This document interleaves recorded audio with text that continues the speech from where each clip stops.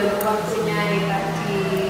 Ada ini Bu, kebetulan saya mengikuti guru penggerak itu nih Bu, angkatan 10. Nah, untuk kegiatan kali ini itu ada kegiatan demonstrasi kontekstual tentang pengambilan keputusan kepemimpinan. Nah, ini kan itu butuh informasi dari panjenengan selaku pemimpin di SDN Dusari 2 kan.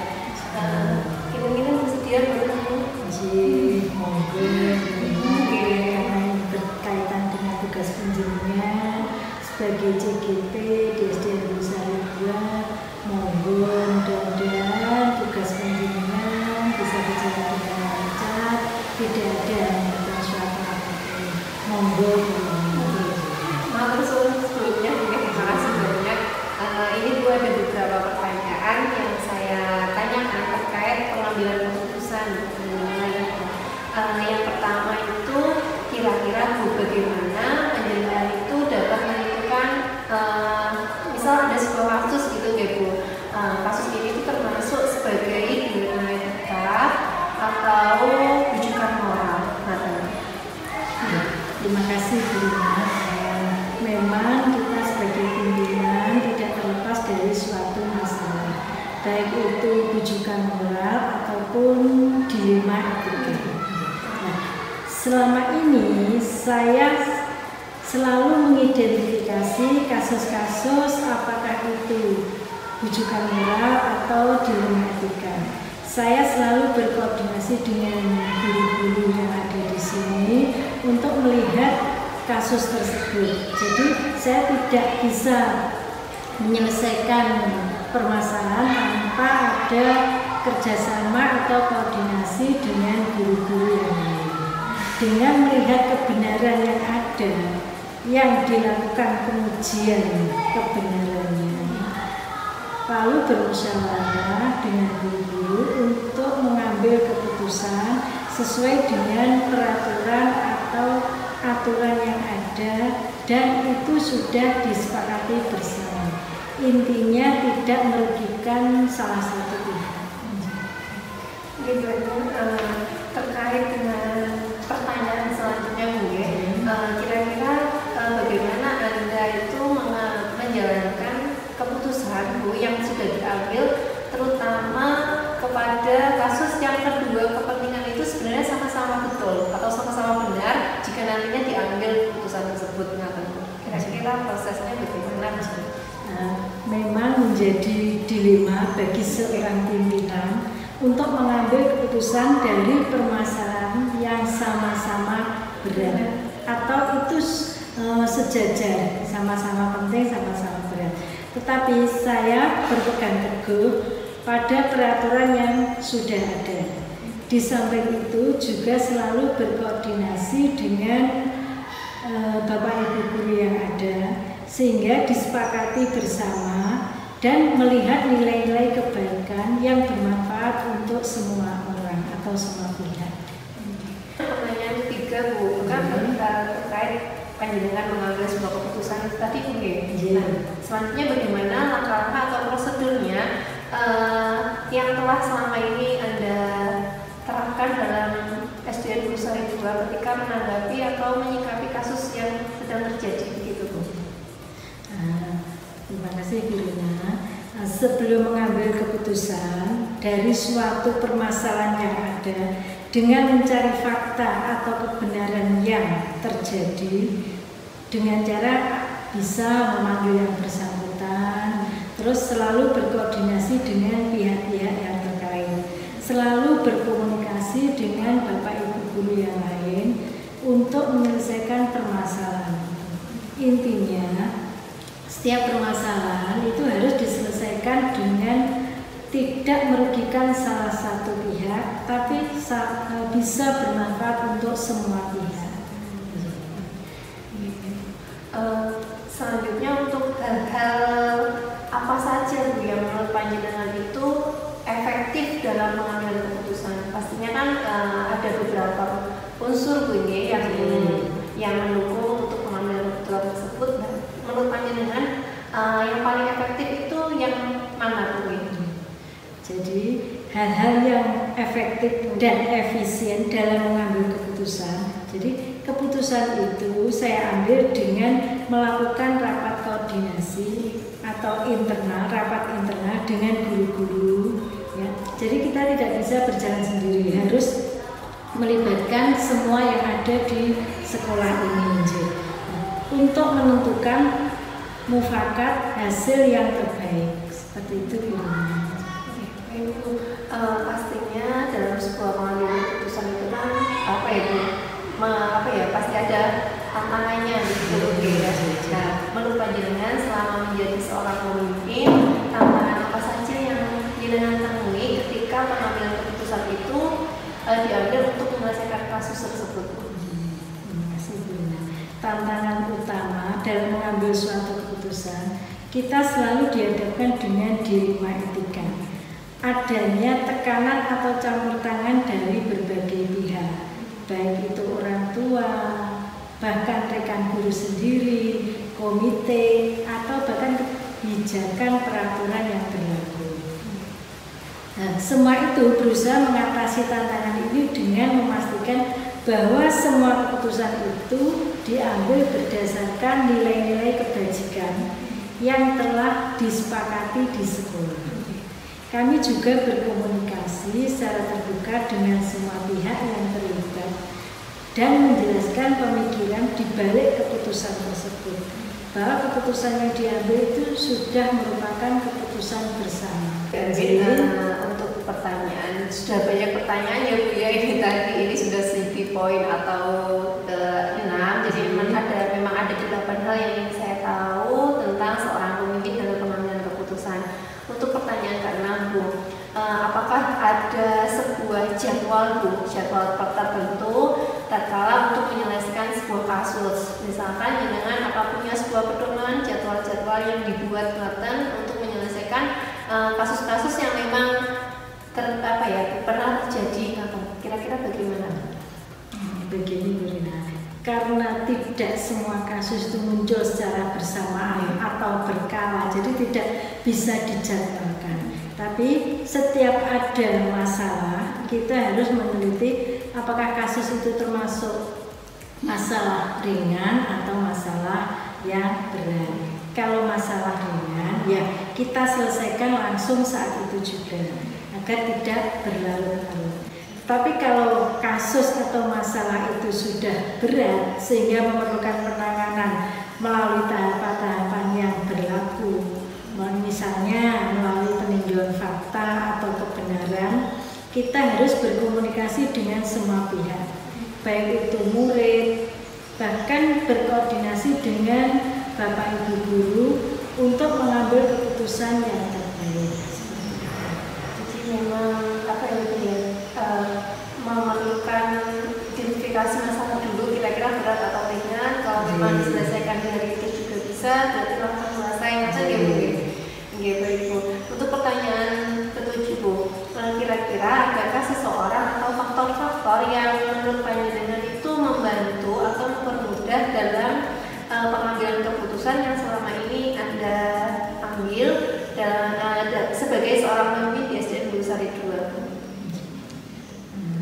Faktor-faktor yang mempermudah saya dalam mengambil keputusan yaitu selalu berkomunikasi dan berkoordinasi yang baik dengan semua pihak, baik itu guru, Bapak Ibu guru yang ada di sini, komite, wali murid, bahkan tokoh-tokoh masyarakat, sehingga keputusan yang kita ambil itu sesuai dengan peraturan yang berlaku dan disepakati semua pihak. Seperti itu.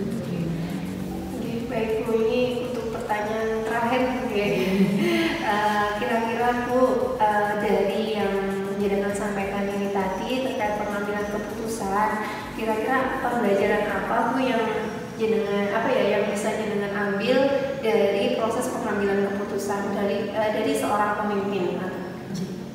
Terima kasih Bu Rina.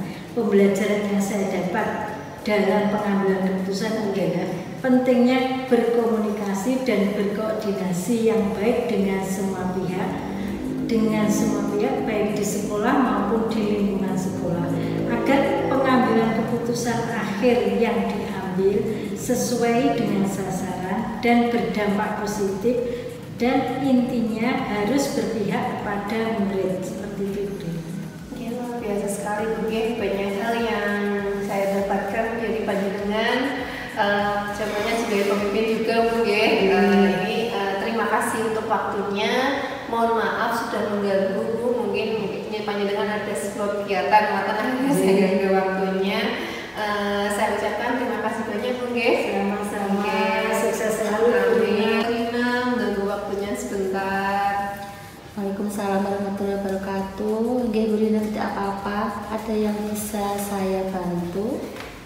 Begini Bu Erlina, terkait dengan tugas CGP ya Bu ya. Jadi saat ini saya sedang menempuh pendidikan guru penggerak angkatan 10. Nah, sekarang saya ada di kegiatan demonstrasi kontekstual yaitu di modul 3.1 tentang pengambilan keputusan pemimpin. Nah, posisi Bu Erlina kan memang menjadi kepala sekolah di SD Insan Qur'ani begitu ya Bu ya. Iya, benar. Nah, kira-kira Bu Erlina berkenan untuk meluangkan waktunya tidak ya untuk saya wawancarai Bu terkait beberapa hal yang ingin saya tanyakan tentang kepemimpinan begitu Bu. Ya, silakan Bu Rina. Kalau Bu Rina ingin mengetahui beberapa hal yang ingin ditanyakan nanti, silahkan dipertanyakan, monggo silakan. Ini menurut panjenengan ya Bu ya. Pertanyaan pertama, kalau menurut versi jenengan, bagaimana jenengan itu menentukan kasus ada sebuah permasalahan, kira-kira permasalahan itu masuk dalam bujukan moral atau dilema etika? Kira-kira Bu Erlina mengidentifikasi atau menyebut kasus tersebut itu termasuk dua hal itu tersebut itu dilihat dari mana gitu? Iya, terima kasih Bu Rina atas pertanyaannya. Jadi menurut saya, dari pandangan saya sebagai seorang pemimpin khususnya di SD Insan Qur'ani ya. Jadi cara mengidentifikasi kasus-kasus yang terjadi di sekolah itu biasanya saya tidak hanya fokus pada kasus tersebut, melainkan juga sejauh mana karakter orang-orang yang terlibat di dalamnya. Jadi apabila terjadi kasus-kasus yang mengandung dua kepentingan yang sama-sama benar, cara yang sama dalam menjalankan keputusannya adalah saya akan mengambil keputusan memilih mana yang lebih mungkin masih bisa dikembangkan dan yang tidak merugikan pihak sekolah. Dari situ juga yang lebih penting menjaga nama baik dari sekolah tersebut. Baik Bu Erlina, pertanyaan kedua, selama ini bagaimana Anda menjalankan pengambilan keputusan di sekolah SDIT Insan Qur'ani gitu ya Bu ya? Ya. Terutama untuk kasus-kasus di mana dua kepentingan itu sama-sama benar begitu Bu? Iya, terima kasih Bu Rina. Selama saya menjadi seorang pembimbing SD Insan Qur'ani dalam pengambilan keputusan, langkah pertama yang saya lakukan adalah yang pertama mengembalikan semuanya pada aturan tersebut. Kemudian setiap pengambilan keputusan, saya selalu menjalin hubungan dengan rekan-rekan sejawat atau teman-teman guru yang ada di lingkungan sekolah saya, memastikan bahwa keputusan yang diambil itu benar-benar dipahami dan tidak ada yang merugikan di salah satu pihak, karena selalu ada alasan di balik suatu kejadian yang terjadi pada saat itu. Untuk pertanyaan ketiga, kira-kira langkah-langkah atau prosedurnya itu seperti apa ya Bu ya untuk sehingga jenengan itu bisa mengambil sebuah tindakan dalam pengambilan keputusan tersebut? Iya, untuk langkah-langkah yang saya ambil, yang pertama itu saya harus mencari informasi terlebih dahulu. Jadi tidak langsung mengambil keputusan. Jadi apa alasan dibalik semuanya itu pasti ada alasannya. Jadi saya harus mencari informasi terlebih dahulu. Saya akan datang ke tempat kejadian, datang ke lapangan, belum langsung untuk wawancara dengan pihak-pihak yang terlibat. Kemudian setelah itu saya mengambil atau menganalisa untuk diambil keputusan yang terbaik dan tidak merugikan salah satu pihak. Pertanyaan selanjutnya, kira-kira hal-hal apa saja yang menurut Bu Erlina itu termasuk hal yang efektif dalam pengambilan keputusan, terutama pada kasus dilema etika tersebut, Bu? Iya, kalau menurut saya suatu pengambilan keputusan itu efektif atau apabila dilakukan dengan spontanitas. Jadi tergantung objek permasalahan yang sedang terjadi saat itu. Saya akan mengajak teman-teman guru, rekan-rekan sejawat untuk melakukan koordinasi bersama untuk menemukan solusi permasalahan dari masalah yang terjadi pada saat itu. Baik Bu, untuk pertanyaan selanjutnya, melihat dari prosedur dan hal-hal yang efektif itu tadi Bu, pastinya kan ada tantangannya. Menurut Bu Erina, tantangan apa yang jenengan dapatkan ketika pengambilan keputusan itu diambil untuk menyelesaikan kasus tersebut? Iya, tentu saja dalam permasalahan itu pasti ada tantangan-tantangan yang kita terima dari semua kejadian yang terjadi. Tentu apabila di situ keputusan itu kurang bisa diterima, maka langkah yang perlu saya ambil adalah meyakinkan. Jadi meyakinkan orang-orang yang terlibat dengan keputusan kita, sehingga di situ semua pihak itu sepakat atau tidak akan merugikan salah satu pihak. Jadi semuanya bisa memahami dari keputusan yang kita ambil. Baik Bu Erina, lanjut ke pertanyaan selanjutnya, yaitu tentang apakah Anda memiliki sebuah jadwal tertentu untuk menyelesaikan kasus dilema etika tersebut, atau secara langsung? Apakah secara langsung? Jadi melalui jadwal, ada sebuah jadwal gitu di lembaga penyidangan, atau secara langsung jenengan menyelesaikan kasus tersebut? Ya. Dalam praktek yang sudah dilaksanakan di sekolah kami, terutama di SDIT Nissan Qurani, jadi tidak ada jadwal tertentu yang kita buat. Jadi pokoknya itu harus diselesaikan pada saat itu juga dan diselesaikan dengan baik, sebisa mungkin selesai dengan cepat dan tepat waktu. Jadi tidak ditunda-tunda. Intinya setiap permasalahan yang terjadi pada saat itu kita selesaikan dengan baik dan diselesaikan dengan secepat mungkin dan disepakati bersama oleh semua pihak. Ibu, pertanyaan ketujuh, adakah faktor-faktor pendukung yang selama ini mempermudah panjenengan untuk mengambil sebuah keputusan yang bijaksana atau yang terbaik untuk menghadapi kasus-kasus dilema etika tersebut? Iya, tentu saja untuk pengambilan keputusan ataupun untuk memecahkan suatu permasalahan kita tidak bisa berjalan sendiri ataupun memutuskan secara sepihak. Tentu kita perlu dukungan dari semua pihak, bahkan dari teman-teman guru, rekan-rekan sejawat atau staf pendidikan yang lain. Jadi kita tidak bisa berjalan sendiri, harus bersama-sama menyelesaikan permasalahan tersebut dengan baik. Ya. Ini untuk yang terakhir ya Bu ya, kira-kira dari hal yang telah disampaikan itu tadi Bu, pembelajaran apa yang bisa panjenengan ambil untuk menghadapi kasus dilema etika? Ya, terima kasih Bu Rina. Dari berbagai kejadian yang pernah terjadi di SDIT Nissan Qurani terutama, kita simpulkan bahwa pengalaman itu adalah guru terbaik untuk kita semuanya. Karena dengan pengalaman tersebut kita bisa mengetahui langkah-langkah apa yang harus kita tempuh untuk menyelesaikan suatu permasalahan, sehingga apapun keputusan yang kita ambil itu bisa menyenangkan semua pihak dan tidak merugikan salah satu pihak, sehingga semuanya bisa terselesaikan dengan baik. Baik, ya. Terima kasih banyak Bu Erina sudah menyempatkan waktu untuk saya. Banyak hal yang bisa saya dapatkan juga dari Bu, proses kepemimpinan panjenengan selama menjadi kepala sekolah di SD Nissan Qurani. Begitu. Terima kasih banyak saya sampaikan. Mohon maaf Bu Erina. Assalamualaikum.